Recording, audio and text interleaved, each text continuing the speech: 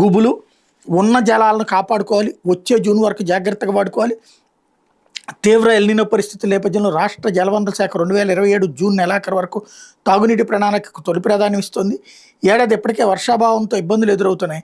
September October నెలల్లో కూడా ఇంతకు మించిన వర్షాభావం ఉంటుందని అంచనా.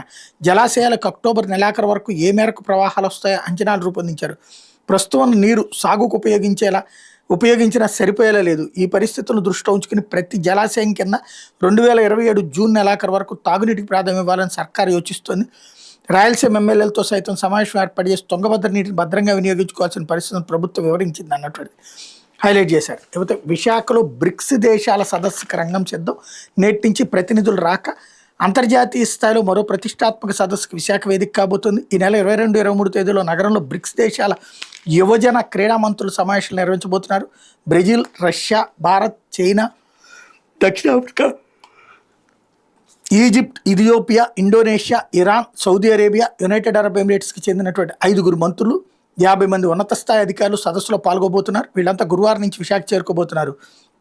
యువతకు విద్యా నైపుణ్యాభివృద్ధి, ఆవిష్కరణలు, సాధికారత, క్రీడాభివృద్ధి, క్రీడా సాంకేతికత, క్రీడా పరిశ్రమ, సామర్థ్య నిర్మాణం, సంప్రదాయ స్వదేశీ క్రీడల పరిరక్షణ తదితర అంశాలపై సభ్య దేశాలు చర్చించబోతున్నాయి అన్నటువంటిది హైలైట్ చేశారు. లేకపోతే